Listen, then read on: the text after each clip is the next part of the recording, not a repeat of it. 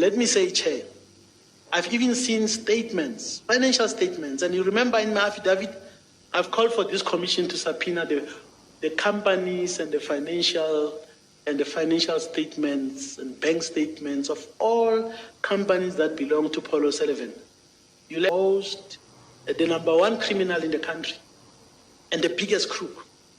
The intelligence services, our law enforcement agencies are afraid to deal with Mr. Paul O'Sullivan. And because they're afraid I want to limit you. Paul O'Sullivan, a well-known yet polarizing private investigator, has once again found himself at the center of controversy, this time for his open call for KwaZulu-Natal Provincial Commissioner Nhlanhla Mkhwanazi to be suspended. This comes after Mkhwanazi made explosive allegations against Police Minister Senzo Mchunu and Deputy National Police Commissioner Lieutenant General Shadrack Sibiya, accusing them of interfering with the investigations into political killings in KwaZulu-Natal. During a televised press briefing, Mkhwanazi criticized Mchunu for allegedly disbanding the 2018 established political killings task team without consulting National Commissioner General Van Masemula or himself. O'Sullivan, reacting to the briefing on Newsroom Africa, said Mkhwanazi had overstepped his mandate and accused him of making false allegations. He even went as far as to suggest that both Mkhwanazi and Masemula should be suspended, stating, "I want to see that man fall, and the sooner the better." He further questioned why Mkhwanazi wore a SAPS Special Task Force uniform and was flanked by armed, masked officers during the briefing. O'Sullivan described the scene as dangerously suspicious, insinuating it resembled an attempted show of a force or even a possible coup. But who is Paul O'Sullivan really? Often branding himself as an anti-corruption crusader, O'Sullivan has been instrumental in past investigations against former police commissioners Jackie Selebi and Khomotso Phahlane. However, his own actions have not free from scrutiny.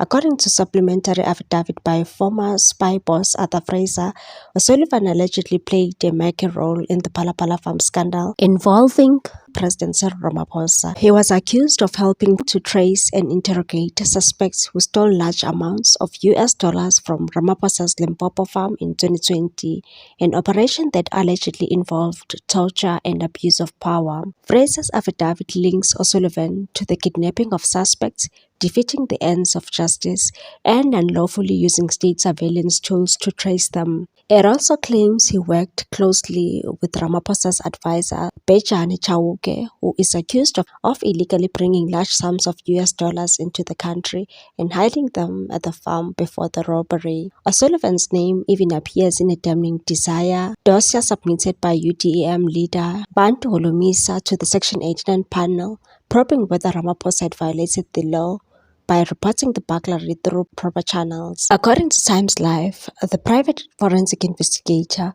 was also arrested and released on 10,000 Rand bail. O'Sullivan was caught in bitter feud between the Independent Police Investigative Directorate IPID and the National Police Commissioner, Lieutenant General Khomotso Phahlane, and was ordered to appear in the Pretoria Magistrate Court. He, along with Assistant Sarah Jane Trent, were charged with impersonating an IPID officer in a corruption probe by the organization into Phahlane. O'Sullivan was arrested but was ordered to be released after police defied a court order which stated that he had to be given 48 hours notice of any impending arrest which he may face. It is alleged that he was convicted in 1999 for abusing and assaulting his wife. The claims also state that he breached a previous restraining order, committed malicious damage to her vehicle, and was charged with criminal injury.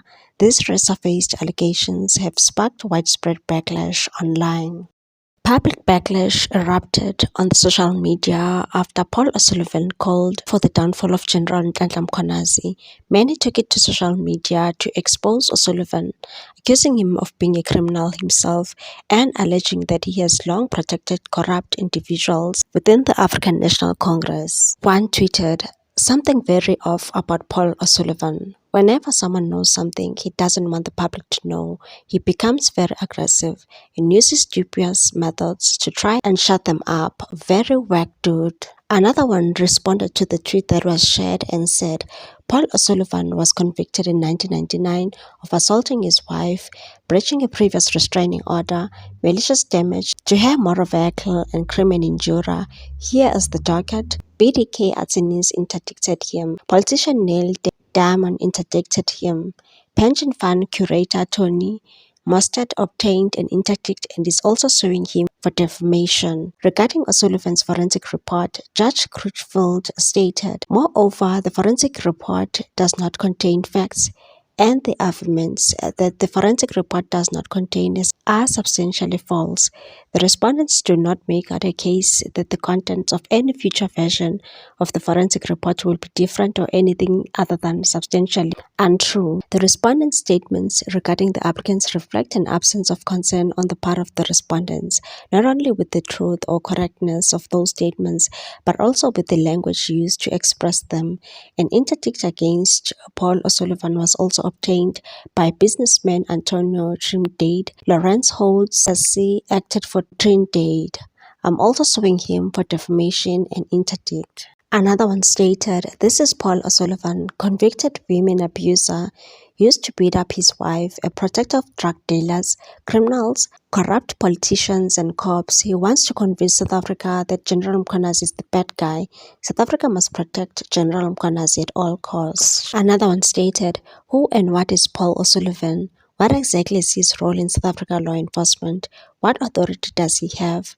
Derived from where? For which constitutional mandate?" Another one said, "Paul O'Sullivan is British citizen and M16 spy. As to why he is so influential in the security cluster of the country is unfathomable. Paul is the head king of criminal syndicates in South Africa. Mafia head, SAPS or NPA are his full dome." Another one said, "Paul O'Sullivan is retrieving files concerning Masemola and Mkhwanazi from 2012. If they were a problem that long ago, why were they permitted to hold senior positions in Ramaphosa's administration? We are not from the Eastern Cape. Respect us." Another one stated, "I hope the day we zoom into this monster, we get to deal with her wife's mysterious death." 21-year-old Odette O'Sullivan was killed by Paul O'Sullivan. Bosibia cleaned up. Another one stated, "Paul O'Sullivan is being treated with kids' gloves by some journalist. He's busy crying about Mkhwanazi's uniform yesterday and nothing about the serious allegations made." Another one stated, "You mean Paul O'Sullivan, Ramaphosa's loyal lapdog, who helped bury Phala scandal, crossed borders like a vigilante and tortured suspects apartheid style, now wants to lecture Mkhwanazi about the law. He too can go F himself." Another one stated, "It's ironic that Paul O'Sullivan, who has a track record of publicly accusing others of corruption without substantial evidence, is now calling for the fall of a police commissioner who is fighting against political interference in law enforcement.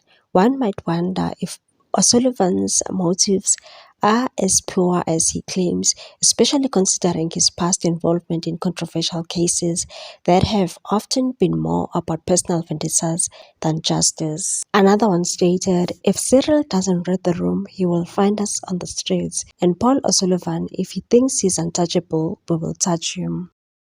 What's your take on this one, people? Thanks for watching. Please subscribe for more news.